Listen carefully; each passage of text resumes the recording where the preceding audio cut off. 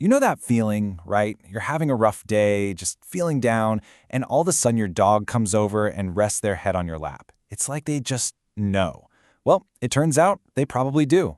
Today, we're going to dive into the absolutely incredible science of how dogs decode our emotions. And hey, if you enjoy these deep dives, please think about subscribing to the channel or even supporting our work on BioCoffee. It really helps us keep these explainers coming. I mean, almost every dog owner I've ever met swears their pet is an emotional genius. They'll tell you their dog knows exactly when to give a comforting nuzzle or when to get all excited with them. But how? How do they really do it? Or are we all just, projecting our own feelings onto them?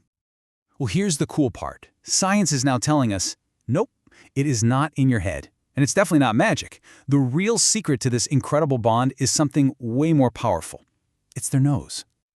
All right, so to really get how dogs got so good at this, we got to rewind the clock. And I mean way, way back, because this whole ability was forged over a massive 15,000 years of history together. So our story with dogs starts a long, long time ago, over 15,000 years. And right from the get-go, it was a partnership, a two-way street.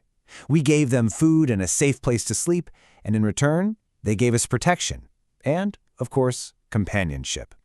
And over all that time, living side by side, dogs started developing these totally unique skills to communicate with us, skills their wolf ancestors, well, they just never needed. And this really shows you a massive fork in the evolutionary road. You see, while cats kind of went off and did their own thing, a much more solitary path, dogs evolved with us. They were literally shaped by cooperation, learning to read our tiniest cues and work right beside us.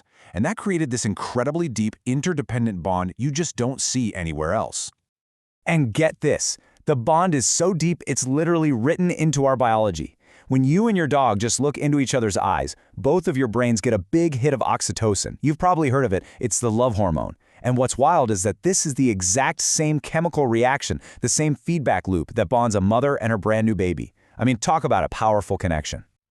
Okay, so that eye contact thing is amazing, for sure. But it's only one piece of the puzzle. Dogs are tuning into a signal that's way more subtle, totally invisible. A signal they don't see, they smell. So let's talk about their real superpower, that incredible nose. Okay, brace yourself because the numbers here are just mind-blowing. Dogs have over 300 million scent receptors in their noses. 300 million. We humans, we have a measly 6 million.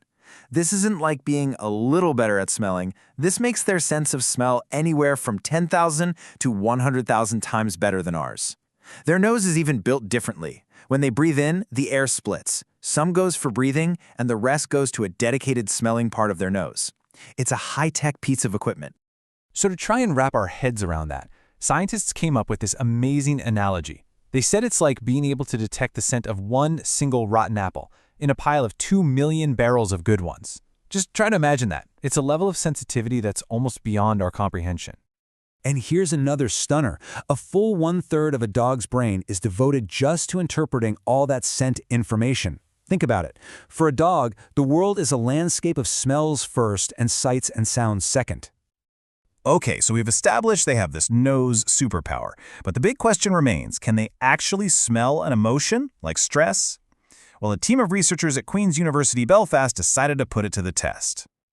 And the experiment they designed was just brilliant in its simplicity. First, they got breath and sweat samples from people when they were just chilling out, totally relaxed. Then, they stressed those same people out with a really hard math problem, you know the feeling, and they collected new samples. The next step was to train 4 dogs to see if they could pick out the stressed sample from a lineup of different scents. So what happened?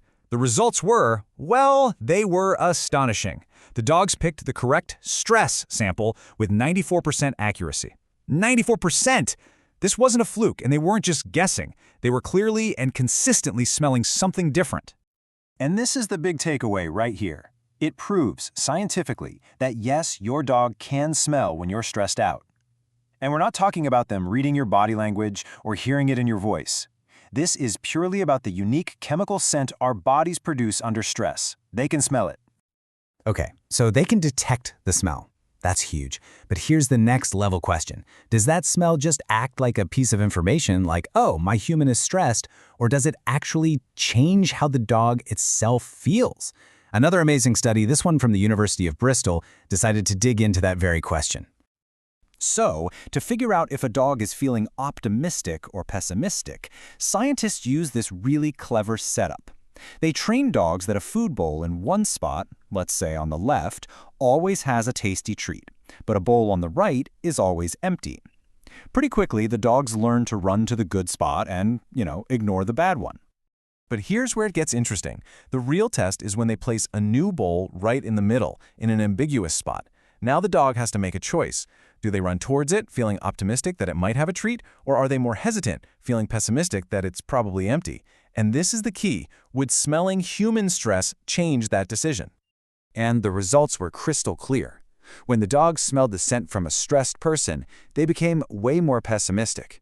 They were much slower to check out that middle bowl, almost as if they were expecting it to be empty. But when they smelled the scent from a relaxed person, no change at all. Their behavior stayed the same. So let's piece this all together. What does this actually mean for us and our dogs? Well, it leads to a pretty mind-blowing conclusion. It's not just that our dogs can recognize our feelings, it's that they actually start to feel them too. There's actually a scientific term for this. It's called emotional contagion, and it means exactly what it sounds like. The dog isn't just a bystander thinking, oh, my person is stressed.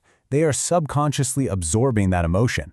Our stress, which we're broadcasting through these invisible scent signals, literally becomes their stress. And this isn't just a cool science fact. Thinking about this has huge, real-world implications. It changes how we should think about dogs in stressful environments like shelters. It's absolutely crucial for training assistance dogs who have to help people navigate their own stress. And you know that old saying that stress travels down the leash? Well, this proves it's true, and that it also travels through the air. So when you boil all this amazing science down, what's the big takeaway? It's that the connection we have with our dogs is so much deeper and way more chemical than most of us ever realized. It's like we're connected by this invisible thread. But it's not magic. It's chemistry. Every moment of every day, our bodies are broadcasting our emotional state through scent. And our dogs, they're always listening. Not with their ears, but with their noses. And knowing this, it kind of changes everything, doesn't it? It proves that our relationship with them isn't just about walks and treats and commands. It's about our own inner calm or our stress in any given moment.